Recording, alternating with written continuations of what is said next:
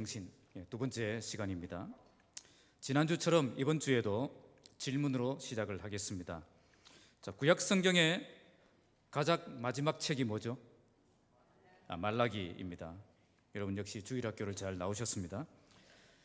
그런데 히브리어 원문 성경은 지금 우리와 가진 성경과 순서가 다릅니다. 히브리어 원문 성경, 구약 성경의 가장 마지막 책이 뭘까요? 제가 이 질문을 왜 하겠습니까? 이 답이 다 있어요. 뭘까요? 느헤미야입니다. 느헤미야가 가장 마지막 책입니다. 그래서 지금 우리는 구약 성경의 가장 마지막 책, 마지막 부분을 보고 있는 것입니다.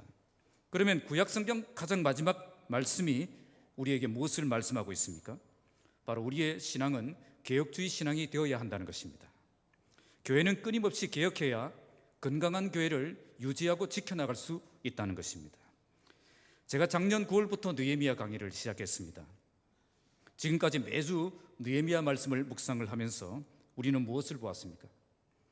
정말 이 시대는 확실하게 무너졌던 시대였습니다. 나라가 망하고 바벨론으로 포로로 끌려갔던 시대, 성전이 무너지고 성벽이 무너져서 주변 세상 나라들에게 조롱과 멸시를 받았던 그런 시대였습니다.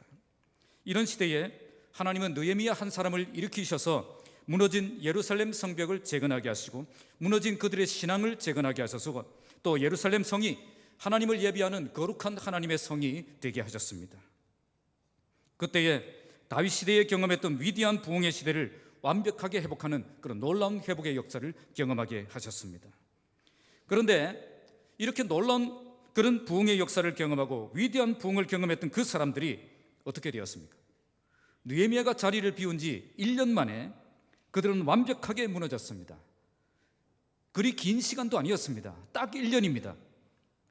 그처럼 철저한 종교개혁도 1년 동안 그냥 방치하니까 그냥 형편없이 무너진다는 것을 느헤미야가 보여주고 있는 것입니다. 왜 이런 문제가 일어나겠습니까?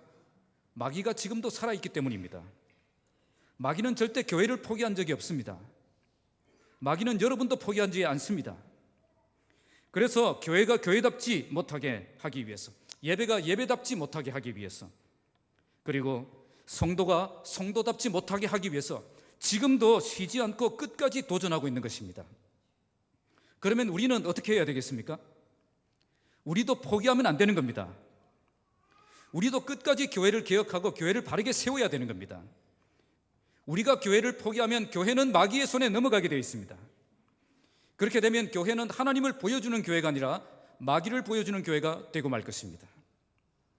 그래서 느헤미야 마지막 말씀은 끝까지 개혁하는 느헤미야의 그 개혁주의 정신을 우리에게 보여주는 것입니다. 느헤미야는 한 번의 위대한 부흥을 경험한 것으로 만족하지 않았습니다. 과거에 경험했던 그 부흥이 아무리 위대한 부흥이었다고 하더라도 지금 현재 나의 모습이 무너져 있다면 다시 일어나서 무너진 그 신앙을 재건해야 한다는 것을 보여주고 있는 것입니다. 그래서 그는 또다시 개혁을 시작한 것입니다. 느헤미야 13장 말씀은 이렇게 예루살렘의 신앙 회복을 위해서 끊임없이 개혁하는 그 느헤미야의 모습을 보여줍니다. 지난 시간에 1절에서 14절 말씀을 통해서 세 가지를 말씀을 드렸습니다. 말씀을 말씀답게 개혁하고, 교회를 교회답게 개혁하고, 예배를 예배답게 개혁하는 그의 모습을 보여주었습니다. 자, 이제 오늘 본문 15절부터는 주일을 주일답게 개혁하고, 자녀를 자녀답게 개혁하고, 기도를 기도답게 개혁하는 그런 모습을 보여줍니다. 이걸 전체적으로 보면 말씀을 말씀답게, 교회를 교회답게, 예배를 예배답게, 주일을 주일답게, 자녀를 자녀답게, 기도를 기도답게 그렇게 개혁해 나가는 것, 그것이 바로 개혁주의 정신이고 개혁주의 교회라는 것입니다. 오늘 이 말씀을 통해서 우리 모두 하나님이 기뻐하시는 참된 신앙을 회복하는 복된 시간이 되시기를 주님의 이름으로 축복합니다. 가장 먼저 우리 주일을 주일답게 회복하는 모습을 보여줍니다. 15절 읽겠습니다. 그때에 내가 본즉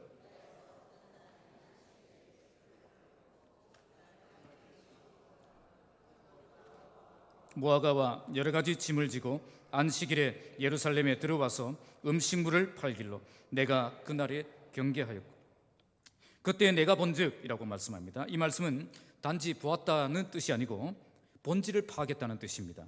단순히 눈으로 본 것이 아니라 그 사건의 본질을 정확하게 파악했다는 겁니다. 지도자에게는 이런 눈이 있어야 됩니다. 다른 일반 사람들이 볼 수 없는 것을 보고 느낄 수 없는 것을 느낄 수 있어야 됩니다. 대부분 일반 사람들은 시야가 좁을 수밖에 없습니다. 그래서 잘 보이지 않습니다. 그들은 볼 수 있는 것만 보고 느낄 수 있는 것만 느낍니다. 그런데 지도자마저 이렇게 되면 안 됩니다. 지도자는 정말 무엇이 문제인가를 볼 수 있어야 된다는 겁니다. 느헤미야는 다른 사람들이 볼 수 없는 것을 볼 수 있는 사람이었습니다. 그러면 그때 느헤미야가 본 것이 무엇입니까? 바로 예루살렘의 안식일이 무너지고 있었다는 겁니다. 본문에서 유다에서 어떤 사람이 안식일에 술틀을 밟고 곡식단을 운반하고 포도주와 포도와 무화과와 여러 가지 짐을 싣고 안식일에 예루살렘에 들어와서 음식물을 파는 것을 보았습니다. 한글 번역은 마치 한 사람이 한 것처럼 되어 있는데 원문은 동사가 모두 복수형이고 많은 사람들이 이렇게 했음을 보여주고 있습니다. 그러니까 한두 사람이 이렇게 한 것이 아니라 대부분의 사람들이 이렇게 살았다는 겁니다. 그들은 안식일에도 쉬지 못하고 이렇게 바쁘게 열심히 살고 있었던 겁니다. 이때 느헤미야는 그들을 경계합니다. 경계했다는 경고하고 교육을 시켰다는 겁니다. 안식일이 어떤 날이며 어떻게 지켜야 되고 또 어겼을 경우 어떤 하나님의 심판이 있는가 그들에게 교육하고 또 경계하고 또 경고했다는 겁니다. 느헤미야는 그들을 처벌하기 전에 먼저 관용을 베풀고 다시 한번 이렇게 회복될 수 있도록 기회를 준 것입니다. 자, 16절 읽겠습니다. 또 두로 사람이 예루살렘에 살며 물고기와 각양 물건을 가져다가 안식일에 예루살렘에서도 유다 자손에게 팔기로. 그런데 그는 더욱 심각한 모습을 봅니다. 그건 두로 사람이 예루살렘에 살면서 안식일에 마음껏 장사를 하고 있는 모습입니다. 두로 사람은 안식일 개념이 없는 이방 사람입니다. 지금 그들이 예루살렘에서 살고 있습니다. 이 산다는 말은 정착해서 아예 거주하는 걸 말합니다. 아예 들어와서 살고 있었다는 거죠. 그런데 이 사람이 들어오니까 예루살렘이 어떻게 변했죠? 안식일에 마음껏 장사하는 땅으로 변해버렸다는 겁니다. 세상 사람들이 예루살렘에 들어와서 하나님의 법에 순종하며 살아가는 그런 사람으로 변화된 것이 아니라 세상 사람들 때문에 예루살렘 성이 세상 사람들처럼 살아가는 그런 성읍으로 바뀌어버렸다는 거죠. 이걸 느헤미야가 본 것입니다. 그래서 어떻게 합니까? 17절입니다. 시작. 내가 유다의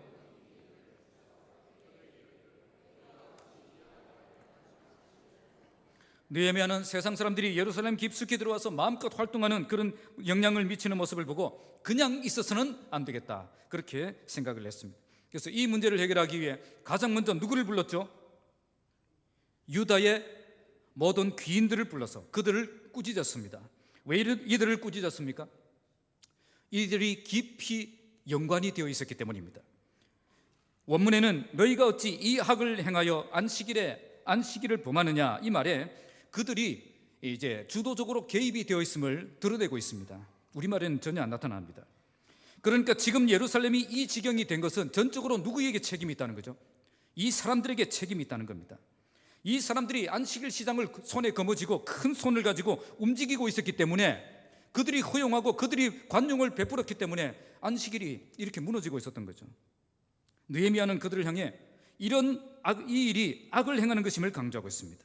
왜 안식일을 지키지 않는 것이 악을 행하는 것이겠습니까? 안식일이 어떤 날입니까? 일주일 중 하루를 구별하여 하나님께 온전히 드리는 날입니다. 이렇게 함으로 우리가 무엇을 고백하는 겁니까? 내 힘으로 사는 것이 아니라 하나님의 은혜로 사는 것임을 고백하는 겁니다. 대부분 세상 사람들은 열심히 살면 살수록 더 풍족한 인생이 될 수 있다고 생각합니다. 그래서 넉넉한 인생이 되려면 조금도 쉬지 않고 열심히 살아야 된다, 그렇게 생각을 한다는 거죠. 그러나 하나님의 백성들은 다른 법칙을 가지고 삽니다. 우리의 인생이 나의 능력에 달려있는 것이 아니라, 나의 노력에 달려있는 것이 아니라 하나님의 은혜에 달려있다는 겁니다. 그것을 보여주는 게 안식일 개념입니다. 안식일 하루 일하지 않고 쉬더라도 하나님이 내 인생 책임져 주신다는 것을 믿음으로 고백하는 것입니다. 그래서 안식일을 지키는 것은 하나님의 백성을 세상 사람들과 구별시켜주는 중요한 특징이 되었습니다. 하나님을 신뢰하는 사람만 안식일에 모든 일을 그치고 쉴 수 있다는 겁니다. 그러면 계획주의 신앙을 가진 오늘 신약시대에 살아가는 우리들은 구약시대의 이 안식일을 어떻게 이해를 해야 되겠습니까? 소교리 문답 59문이 정확하게 가르쳐주고 있습니다. 제가 읽어드리겠습니다. 창세로부터 그리스도의 부활까지는 구약시대입니다. 하나님께서 일곱째 날을, 토요일을 말합니다, 매주간의 안식일로 지정하셨고, 그 후로부터 세상 끝날에 이르기까지는 신약시대를 말합니다. 주간의 첫날로 지정하셨으니 곧 그리스도인의 안식일입니다. 주일이 뭐가 됐죠? 그리스도인의 안식일이라는 거죠. 지금 우리는 주일을 안식일로 지키는 삶을 살아야 된다는 겁니다. 그래서 안식일 계명은 폐지된 것이 아니라 더욱 완성된 개념으로 우리에게 온 것입니다. 우리는 주일을 거룩하게 구별하여서 안식일로 지킴으로 내 힘으로 사는 것이 아니라 하나님의 은혜로 살아가는 하나님의 백성임을 고백하는 겁니다. 그러면 그날을 어떻게 지켜야 됩니까? 그것도 소길의 문답 60문에서 가르쳐주고 있습니다. 제가 읽어드리겠습니다. 안식일을 거룩하게 하는 것은 그날 하루를 거룩하게 쉼으로 하는 것인데, 어떻게 하라고요? 그날 하루를 거룩하게 쉼으로, 다른 날에 합당한 세상 일들과 오락을 그만두고, 다른 날에 하고 있던 그 세상 일들, 오락을 중단하고요, 부득이한 일과 자비를 베푸는 일을 제외하고는 공사간에 하나님을 예배하는 일에 하루를 온전히 사용할 것입니다. 지금 이 시대에 우리가 주일을 주일답게 회복하려면 그날 하루를 거룩하게 쉴 수 있어야 됩니다. 다른 날에 합당한 세상 일들과 오락을 중단해야 됩니다. 그리고 그날 하루를 온전히 하나님을 예배하는 날, 하나님을 위해 섬기는 날, 하나님의 나라를 위해서 헌신하는 날로 드릴 수 있어야 된다는 겁니다. 우리가 바쁘게 산다고 성공적인 인생이 되는 것 아닙니다. 열심히 산다고 풍족한 인생 되는 것 아닙니다. 주일 하루 더 일한다고 우리가 성공적인 인생이 되는 게 아니라는 겁니다. 우리는 내 힘으로 사는 사람이 아니라 하나님의 은혜로 살아가는 사람입니다. 내 모든 욕심을 내려놓고 오직 하나님의 은혜를 구하며 하나님 앞에 경배하며 나아갈 때에 하나님의 우리의 인생을 복되게 하시는 축복을 누리며 살아갈 수가 있다는 것입니다. 자, 18절을 함께 읽겠습니다. 시작. 너희 조상들이 이같이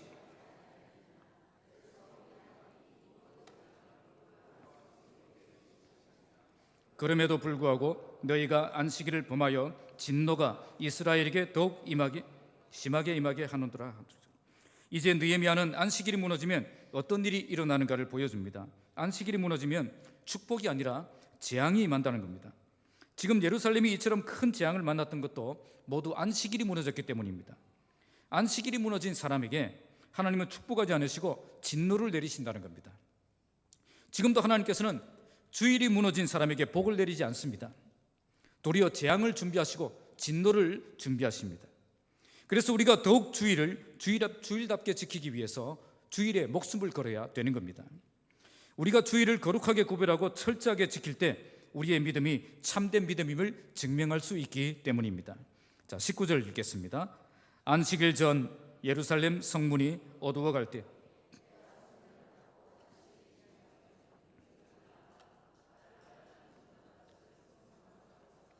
안식일에는 아무 짐도 들어오지 못하게 하였으므로, 그래서 느헤미야는 이제 안식일을 안식일답게 지키기 위해 특단의 조치를 내립니다. 그걸 뭐죠? 성문을 닫아버리는 겁니다. 우리는 자정이 되면 날이 바뀌는데 이스라엘은 저녁이 되면 날이 바뀝니다. 그래서 날이 어두워가면 이제 안식일이 시작된 거죠. 그래서 성문을 닫아버립니다. 안식일이 지나기 전에는 어떻게 하라? 열지 말라. 그리고 느헤미야를 따르는 종자 맷을 성문마다 세웠습니다. 그래서 안식일은 아무 짐도 들어올 수 없도록 철저하게 통제했습니다. 사실 이 일은 누가 해야 되는 일이냐면 레위 사람들이 해야 될 일입니다. 그런데 레위 사람들이, 이 성직자들이 안식일 개념이 없는 거죠. 그래서 어떻게 했죠? 안식일 개념이 철저한 자기의 종들을 세워서 그 일을 하게 했던 것입니다. 느헤미야가 지금 왜 이렇게 하고 있었습니까? 안식일에는 다른 생각할 수 없도록 그냥 아예 모든 가능성을 다 차단해 버린 거죠. 이처럼 우리도 주일을 주일답게 지키려면 그날을 철저하게 구별해야 됩니다. 아예 문을 닫아버려야 돼요. 가게 문 열어놓고 무슨 주일 성수를 한다는 겁니까? 문을 닫아버려야 돼요. 철저하게 통제하지 않으면 절대 주일을 주일답게 지킬 수가 없다는 것을 보여주고 있는 것입니다. 자, 29절 읽겠습니다. 시작. 장사꾼들과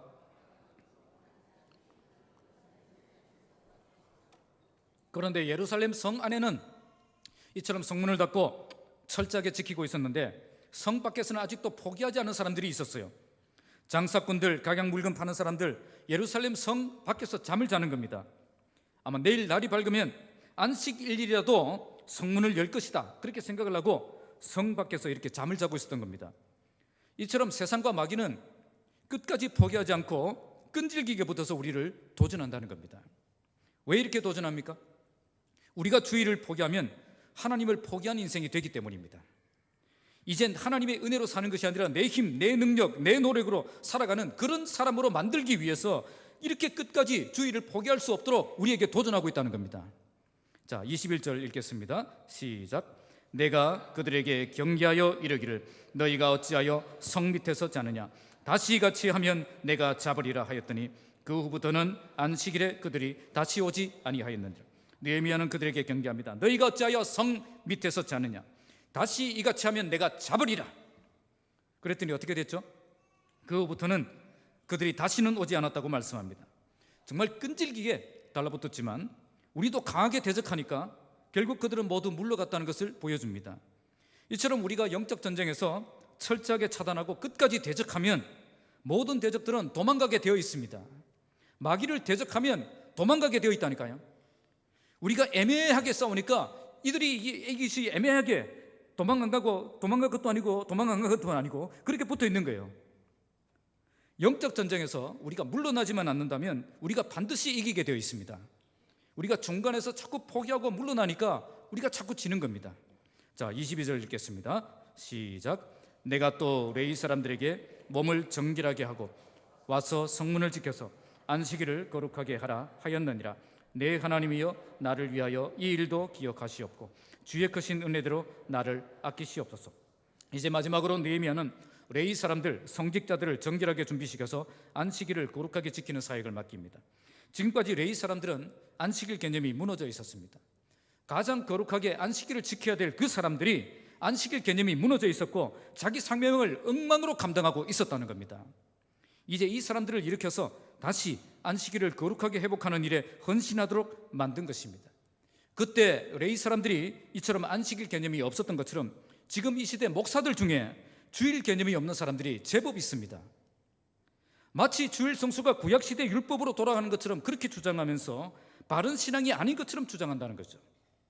그러나 우리가 소결의 문답, 우리 신앙 고백하는 이 소결의 문답을 보면 그것이 바른 개혁주의 신앙이 아님을 알 수가 있습니다. 구약시대 안식일은 신약시대 주일로 완성되었음을 분명히 가르치고 있습니다. 지금도 하나님의 백성들은 주일 하루를 온전히 구별하여 하나님께 드리는 날을 지킴으로 나의 신앙과 나의 믿음을 고백하며 살아가게 하셨다는 겁니다. 그래서 오늘 본문은 참된 개혁주의 정신은 주일을 주일답게 회복하는 신앙임을 우리에게 보여줍니다. 지금 이 시대는 주일이 무너진 시대입니다. 주일이 주일답지 못한 그런 시대가 되었다는 겁니다. 많은 사람들이 돈을 더 벌기 위해, 여가를 더 즐기기 위해서, 세상의 욕심을 더 채우기 위해서 주일을 포기한 인생을 살고 있다는 겁니다. 이런 시대에 우리는 주일을 주일답게 회복하는 교회가 되길 바랍니다. 그러기 위해서 주일을 거룩하게 구별해야 됩니다. 이제는 주일을 목숨처럼 지키는 삶을 살아야 됩니다. 그러면 하나님께서 은혜를 주실 것입니다. 우리의 인생을 복되게 하실 것입니다.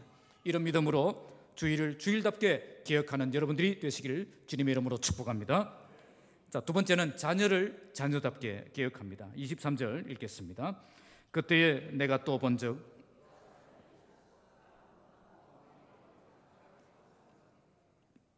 그때에 내가 또 본즉 15절 말씀처럼 이 말씀 역시 사건의 본질을 파악했다는 겁니다.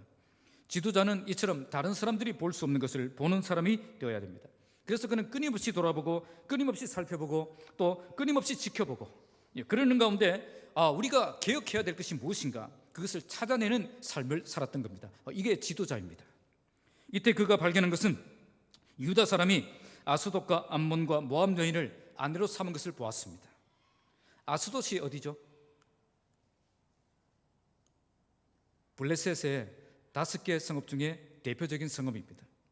느헤미야 4장에 보면 성벽 재건 공사가 시작될 때에 산발락과 동맹을 맺어서 공격하려고 했던 민족입니다. 어제의 대적이 지금 뭐가 된죠? 오늘의 사돈이 된 겁니다. 자, 지금 그런 관계가 되어버렸다는 거죠. 자, 24절 읽겠습니다. 시작. 그들의 자녀가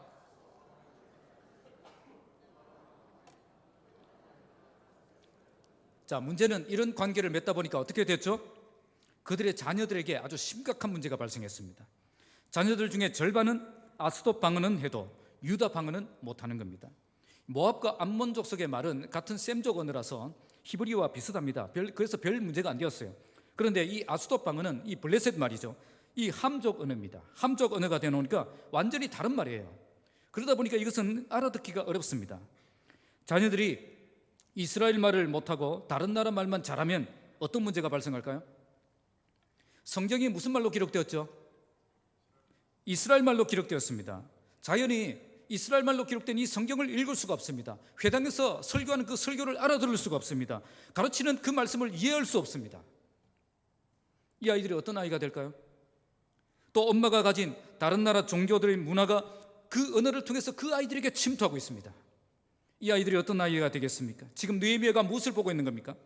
다음 세대가 무너지고 있는 것을 보고 있는 것입니다. 다음 세대가 성경을 모르는 시대, 하나님을 모르는 시대, 영적 대화가 불가능한 시대, 그런 시대가 되어가고 있다는 거죠. 지금 이스라엘 백성들은 불신 결혼을 통해서 다음 세대들을 하나님을 모르는 세대로 만들고 있었다는 겁니다. 자, 25절 읽겠습니다. 시작. 내가 그들을 책망하고 너희는 너희 딸들을 그들의 아들들에게 주지 말고 너희 아들들이나 너희를 위하여 그들의 딸을 데려오지 아니하겠다고 하나님을 가리켜 맹세하라 하고, 이런 모습을 보고 느헤미야는 분노했습니다. 그래서 그들을 어떻게 했죠? 책망하고 저주하고 때리고 머리털을 뽑았어요. 이런 모습은 그가 얼마나 분노를 했는가를 잘 보여줍니다. 어떻게 보면 반쯤 미친 사람처럼 보입니다. 정말 다음 세대를 생각하지 않는 이 이스라엘 백성들의 모습을 보면서 이성을 잃은 사람처럼 극도로 분노하며 흥분하고 있는 거죠. 지금 느헤미야가 왜 이렇게 하고 있겠습니까? 다음 세대가 무너지면 이스라엘 공동체의 미래는 없기 때문입니다. 다음 세대가 믿음으로 바로 설 때에 하나님의 나라가 무너지지 않고 끝까지 견고하게 서 있을 수가 있기 때문입니다. 그래서 느헤미야는 다음 세대를 살리는 일에 목숨을 걸었던 것입니다. 자, 26절을 읽겠습니다. 또 이르기를 옛적에 이스라엘 왕 솔로몬이 이 일로 범죄하지 아니하였느냐? 그는 많은 나라 중에 비길 왕이 없이 하나님의 사랑을 입은 자라. 하나님이 그를 왕으로 삼아 온 이스라엘을 다스리게 하셨으나 이방 여인이 그를 범죄하게 하였나니. 이제 그들을 향해 솔로몬의 실패에 대해서 말씀합니다. 옛적에 이스라엘 왕 솔로몬이 이 일로 범죄했다는 거죠. 솔로몬이 어떤 왕이었죠? 그는 많은 나라 중에 비길 왕이 없을 정도로 하나님의 사랑을 입었습니다. 장자가 아니었기 때문에 왕이 될 수 없는 사람이었는데 하나님의 은혜로 왕이 되었던 사람입니다. 그런데 솔로몬은 정치적인 목적을 위해서 다른 이방 여자들과 결혼을 합니다. 얼마나 많이 결혼을 했든지 부인이 몇 명이었죠? 1000명이었습니다. 그들이 그냥 들어왔겠습니까? 뭘 들고 들어왔죠? 그들이 섬기고 있던 그 우상들을 다 들고 들어왔죠. 솔로몬이 그들의 신전을 하나씩 하나씩 다 세워주었습니다. 1000개나요. 그래서 이스라엘이 어떤 땅이 되어버렸죠? 이방신이 가득한 땅이 되어버렸다는 거죠. 그런데 그걸로 끝나지 않았습니다. 결국 그 이방 여인들이 솔로몬을 어떻게 만들었습니까? 우상 앞에 절을 하게 만드는 사람이 되게 만들었다는 겁니다. 이스라엘 역사상 가장 위대하고 지혜로운 왕이 이렇게 어이없이 무너질 줄 누가 알았겠습니까? 그러나 이런 사람도 무너졌다는 거예요. 왜 무너졌습니까? 그가 결혼한 이방 여자들이 그렇게 무너지게 만들었다는 거죠. 이렇게 솔로몬을 우상 숭배로 가장 피해를 입은 사람이 누구였습니까? 그 자손들입니다. 그 다음 세대들이라는 거예요. 솔로몬은 그렇게 큰 피해를 입지 않았습니다. 솔로몬이 죽은 뒤에 하나님의 심판을 받아 이스라엘 나라가 어떻게 되었습니까? 남과 북으로 갈라졌습니다. 그리고 남과 북 모두 어떤 나라가 되었습니까? 우상을 숭배하는 나라가 되었습니다. 결국 남과 북 모두 어떻게 되었습니까? 차례차례 아수르에서 바벨론에서 하나님의 심판을 받아 멸망당하는 나라가 되었습니다. 결국 그들이 이방 여인과 결혼을 하면 다음 세대가 하나님의 저주를 받게 된다는 것을 보여주고 있는 겁니다. 그래서 지금 느헤미야가 이렇게 흥분하고 있는 겁니다. 그냥 부드럽게 충고하고 끝낼 그런 문제가 아니었다는 거죠. 이 문제가 얼마나 심각한 문제인가를 보여주기 위해 이처럼 강력하게 대응을 하고 있었다는 겁니다. 자, 27절 읽겠습니다. 시작. 너희가 이방 여인을 맞아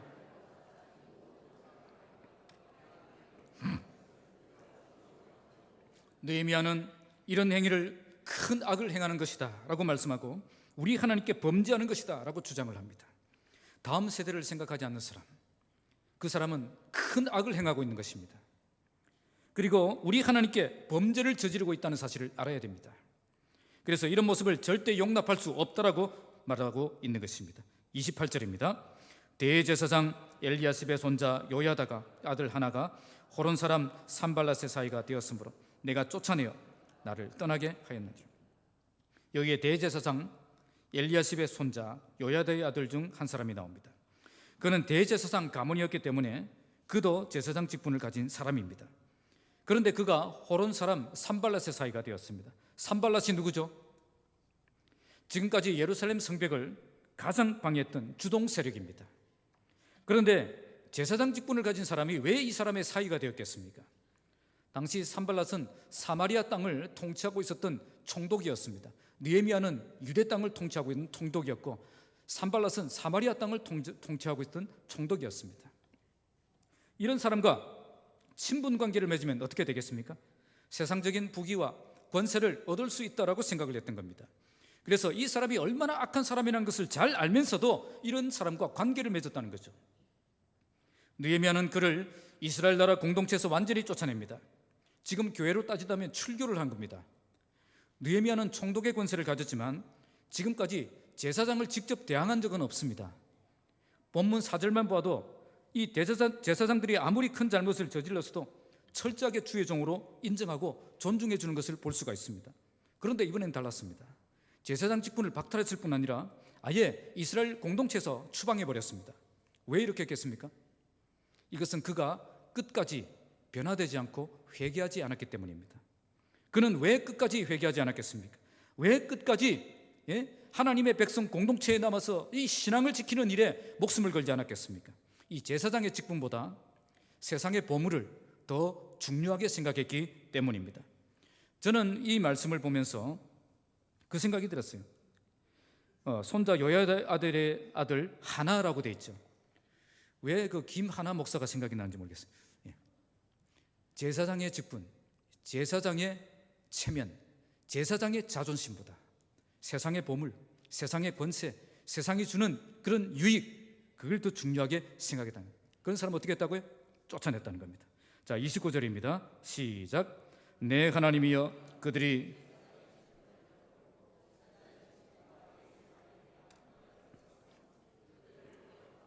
이제 느헤미야는 하나님께 기도합니다. 원문은 그들을 기억하옵소서, 이게 먼저 나옵니다. 강조되고 있습니다. 그들이 누구죠? 이 세상의 보물 때문에 제사장의 직분을 더럽힌 사람, 직분에 대한 언약, 제사장이 될 때에 언약을 하잖아요. 그 언약을 어긴 사람, 그들은 직분에 대한 자존심도 없고 직분에 대한 책임감도 없는 그런 사람이었다는 거죠. 느헤미야는 이런 사람들을 기억해달라고 기도합니다. 이 말씀은 하나님이 그들을 그냥 두지 마시려 심판해달라고 그렇게 기도한 겁니다.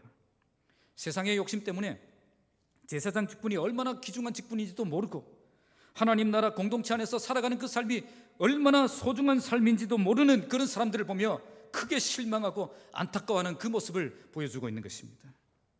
오늘 느헤미야가 마지막으로 기억한 것이 뭐죠? 바로 우리의 자녀, 우리의 가정이 자녀들을 바른 믿음으로 양육하는 가정이 되어야 한다는 것을 보여준 것입니다.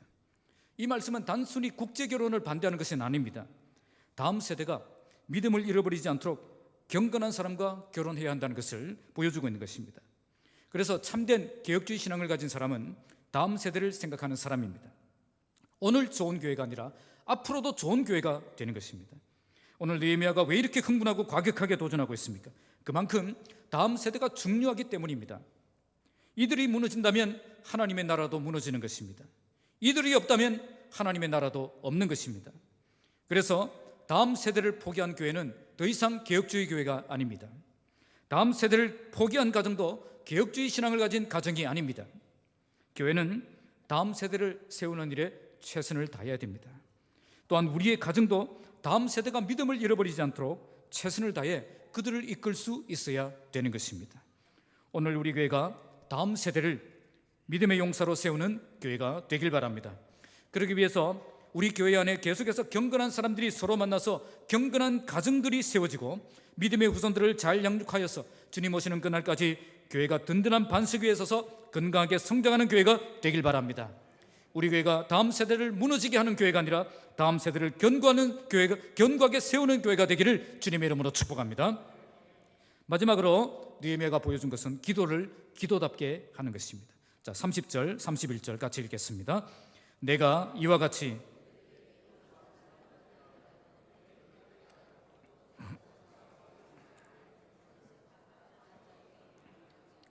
또 정한 기한에 나무와 처음 익은 것을 드리게 하셨사오니 내 하나님이여 나를 기억하사 복을 주옵소서. 이제 느헤미야는 마지막 기도를 드리고 있습니다. 사실 그는 예루살렘의 그 회복에 대한 비전을 주실 때부터 기도로 시작했습니다. 느헤미야를 읽어보면 중간중간에 그는 기도를 쉴 때가 없었습니다. 쉬지 않고 기도해 왔습니다. 그래서 느헤미야는 시작부터 마침까지 항상 기도를 쉬지 않았던 참된 기도의 사람이었음을 우리에게 보여줍니다. 그러면 그는 어떤 기도를 드렸습니까? 지금까지 많은 기도들이 있었지만 오늘 본문에 나온 기도 두 개만 보겠습니다. 먼저 22절을 보세요.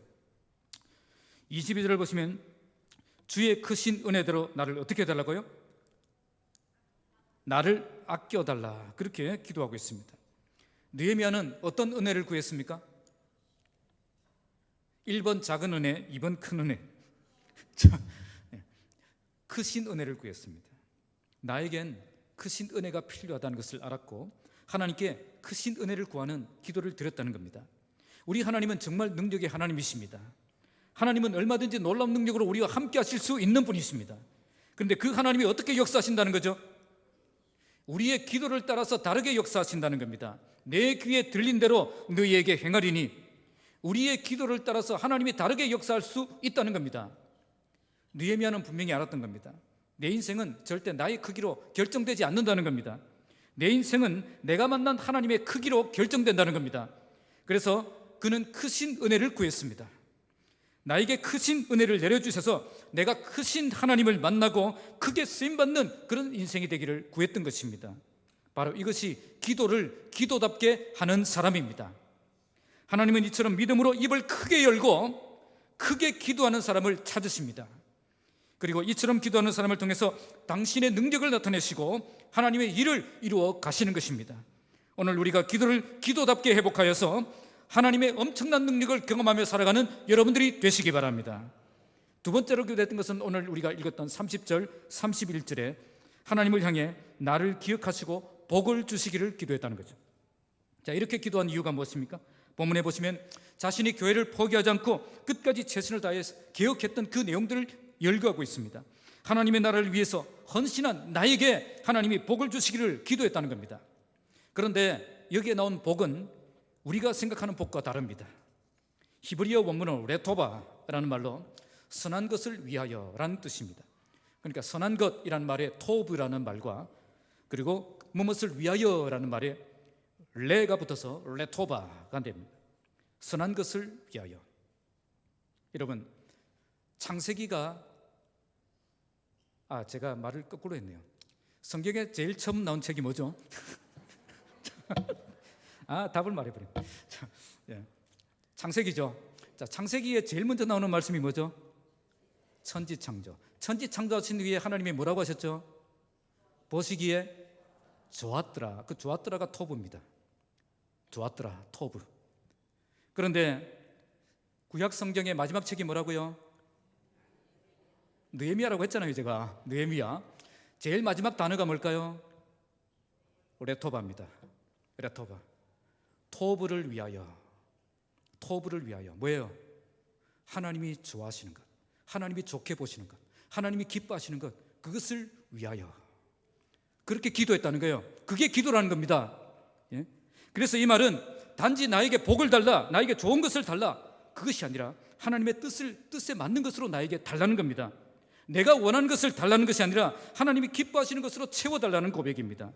당장 나에게 필요한 것을 달라고 떼를 쓰는 것이 아니라, 노사 분쟁을 하는 것이 아니라 하나님이 선하게 여기시는 것으로 나에게 채워달라고 기도하는 겁니다. 바로 이것이 우리가 회복해야 될 참된 기도입니다. 정말 개혁주의 신앙을 가진 사람은 기도를 기도답게 하는 사람입니다. 그 사람은 정말 크신 능력의 하나님을 믿기 때문에 크신 은혜를 구하는 사람입니다. 그리고 정말 좋은 것이 무엇인지를 아는 사람이기 때문에 좋은 것을 기도하는 사람입니다. 오늘 우리의 기도가 기도답게 회복되길 바랍니다. 우리가 열심히 기도하는 것도 중요하지만 기도를 기도답게 하는 것은 더 중요합니다. 그래서 이제부터 크신 은혜를 구하며 크신 하나님을 경험하는 기도가 되어지고, 나의 욕심을 따라 기도하지 않고 하나님의 뜻을 구하며 정말 좋은 것으로 응답받는 기도를 회복하시기 바랍니다. 오늘 성경은 그것을 복이라고 번역했습니다. 저는 이 번역이 너무 좋습니다. 너무 좋아요. 정말 하나님의 뜻을 위해 하나님이 기뻐하시는 그것이 복이라는 거죠. 이것이 참된 복이라는 겁니다. 나의 욕심을 채워주는 것이 참된 축복이 아니라 하나님의 뜻을 이루는 것이 참된 축복이라는 겁니다. 그게 복이에요. 우리 모두 참된 기도를 회복하여 참된 응답을 경험하는 복된 성도들이 되시기를 주님의 이름으로 축복합니다. 말씀을 맺겠습니다. 저는 시골에서 어린 시절을 보냈습니다. 그래서 칸출이 보입니다. 아궁이에 불을 떼는 일이 많았습니다. 때로는 산에 가서 나무도 했습니다. 도끼질도 제법 합니다. 저는 낫으로도 제법 굵은 나무 잘라버립니다. 잘합니다. 이렇게 던져가지고 탁 꽂는 것도 합니다. 장작을 패서 나무를 말려서 이렇게 불을 떼는 그 일들을 했는데요, 저녁에는 주로 제가 했고, 그리고 새벽에는 제가 못 일어나니까 형님이 했습니다. 사촌 형님이 했는데요, 이렇게 마른 장작을 아궁이에 불을 떼면은 왠지 그 불을 보고 있으면 기분이 좋습니다. 제일 재밌는 구경이 뭐죠? 불구경이죠. 이렇게 불을 지피고 나면은 그 숯불이 생기죠. 거기에 고구마를 구워 먹고, 그리고 밤을 구워 먹고, 그리고 또 어떨 때는 또 밖에서 불을 뗄 때는 개구리도 구워 먹고 이랬습니다. 맛있어요. 그런데 이렇게 불을 계속 떼다 보면 반드시 생기는 문제가 있죠. 뭐가 생깁니까? 재가 생깁니다. 재가 쌓인다는 거죠. 이렇게 재가 자꾸 쌓이고 있는데 연료만 자꾸 넣는다고 되겠습니까? 장작만 자꾸 넣으면 어떻게 되겠습니까? 그 아궁이는 불을 뗄 수 없는 아궁이가 된다는 겁니다. 계속 생기는 재를 어떻게 해야 됩니까? 부지런히 치워줄 때에 그 계속해서 불을 지필 수 있는 그런 아궁이가 되는 겁니다. 교회도 마찬가지입니다. 시간이 지나면 재가 쌓입니다. 쌓이게 되어 있습니다. 처음에는 뜨거운 불길이 타올랐다가도 이 재가 쌓이면 어떻게 됩니까? 불길이 식어간다는 거죠. 약해진다는 거죠. 어떻게 해야 됩니까? 재를 치워야 됩니다. 연료 더 넣는다고 되는 문제가 아니라는 거예요. 자꾸 나무만 집어넣는다고 불이 활활 타오르는 게 아니라는 거죠. 성령 충만 아무리 구해보세요. 되는가? 안 된다는 거죠. 뭘 치워야 됩니까? 재를 치워야 됩니다. 잘못된 것을 개혁해야 된다는 거예요. 잘못된 것을 고치지 않고 하나님을 구한다고, 예배한다고, 기도한다고 불이 활활 타오르는 게 아니라는 거죠. 재를 치워주지 않으면 계속 뜨겁게 불타오르는 교회가 될 수가 없다는 겁니다. 이처럼 교회에 쌓이고 있는 그 재를 치워주는 것이 뭐라고요? 개혁주의 신앙입니다. 교회 개혁을 하는 거죠. 오늘 느헤미야는 어떤 개혁을 일으켰습니까? 먼저 주일을 주일답게 개혁했습니다. 이제는 주일을 정말 거룩하게 구별하고 주일을 목숨처럼 여기고 주일을 온전히 하나님께 드림으로 내가 하나님의 은혜로 살아가는 하나님의 백성임을 고백하게 했던 것입니다. 그리고 자녀를 자녀답게 회복했습니다. 다음 세대가 무너지면 하나님 나라는 소망이 없습니다. 그래서 교회는 다음 세대를 포기하면 안 됩니다. 무슨 일이 있어도 다음 세대를 살려내는 교회가 되어야 됩니다. 그래서 다음 세대가 무너지는 교회가 아니라 다음 세대를 견고하게 세우는 교회가 되어야 되는 것입니다. 마지막으로 그는 기도를 기도답게 개혁했습니다. 그는 하나님의 크신 능력을 믿었기 때문에 크신 은혜를 구하는 기도를 드렸고, 정말 좋은 것이 무엇인지 알았기 때문에 좋은 것을 위해 기도하는 자가 되었습니다. 이걸 통해 정말 기도를 기도답게 하는 것이 무엇인가를 우리에게 보여준 것입니다. 오늘 말씀을 통해서 우리 교회가 주일을 목숨처럼 지키며 주일을 주일답게 지키는 교회가 되길 바랍니다. 자녀를 자녀답게 양육하여 다음 세대를 믿음으로 든든히 세우는 교회가 되길 바랍니다. 기도를 기도답게 드리며 참된 응답과 참된 축복을 경험하는 교회가 되길 바랍니다. 교회는 끊임없이 기억하지 않으면 반드시 무너지게 되어 있습니다. 오늘 우리는 신앙이 참된 개혁주의 신앙을 가지고 끊임없이 기억하는 신앙이 되어서 주님 앞에 서는 그날까지 우리의 믿음이 무너지지 않고 계속 성장하는 믿음이 되고 우리 교회도 약해지지 않고 계속 성장하는 복된 교회가 되기를 주님의 이름으로 축복합니다. 기도하겠습니다. 아버지 하나님,